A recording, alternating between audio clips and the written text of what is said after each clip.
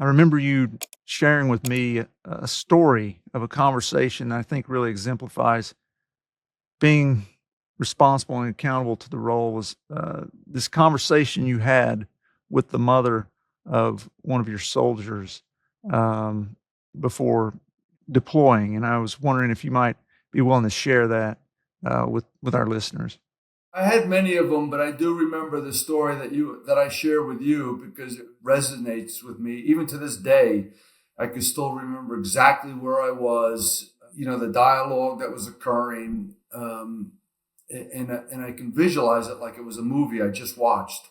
And we were getting ready. I was a battalion commander. I was a lieutenant colonel. I was a battalion commander. It was roughly about 700 people in the battalion. It's core strength of 500, but we were getting additions as we were getting ready to deploy to Iraq and be part of the invasion in 2003. And we had recently gone through all of our, immediate administration of all the soldiers to get them ready. And we've loaded all of our equipment. And we were just really waiting for our turn on planes. And we knew we had about a week to 10 days, give or take. And so what we did is we encouraged people to take leave and or, have their parents or family members come visit us, to kind of, have this interaction. So what I didn't want is this frozen middle. We can't do anything, Mhm. let's take a little risk and do it right. And I had great leaders that supported this, right? It wasn't just my Mhm.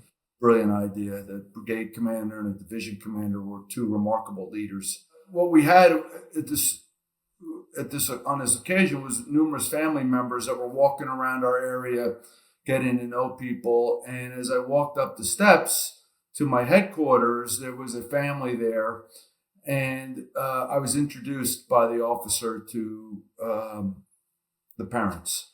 Mhm. And it was very nice, very cordial, and but yet, as you can imagine, right? These are parents who are with their son or daughter, and the media is running off about what this means and what's war going to be like, and probably never seen anything like this, since Right. 91, and so they're off, and people get watch the news for all the right reasons, and Mhm. and and I could just see in the mother's face, that she was just dying to ask me a question. And so we talked a little bit, and I said, "Hey, is there anything else you'd like to ask me?" And sure as crap, uh, she, she came right out. She says, "I don't have anything to ask you. I want you to promise me that you're going to bring back, my child. That Mhm. my child's going to live through this." And I wasn't surprised because quite frankly, I can see that question from, Mhm. but it was the first time it happened to me.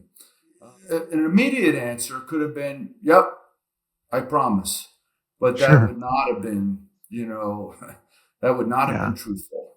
Mhm. And so what I told her is I said, "Look, I can promise you that the best training has the best training. The officer is ready to do their job. You should be proud of everything that they've Mhm. sacrificed and have done. And we will go do this, and I will lead from the front, and I will hold myself accountable to everything we do in our mission. But I can't promise you that every Yeah. the officer is going to be all right." Yeah. And I could see as we sat there and I walked through it, I could see her face. She really, in my mind, she appreciated that my comments, and I could see, she didn't. It's hard. How do I articulate this? It wasn't about she wanted the guarantee. I think she was really looking at me Yeah. to give her some confidence, Right. She and wanted to I saw trust that. you. Yeah, yeah. Yeah. And Yeah. it was one of the most remarkable things that ever occurred to me, quite frankly.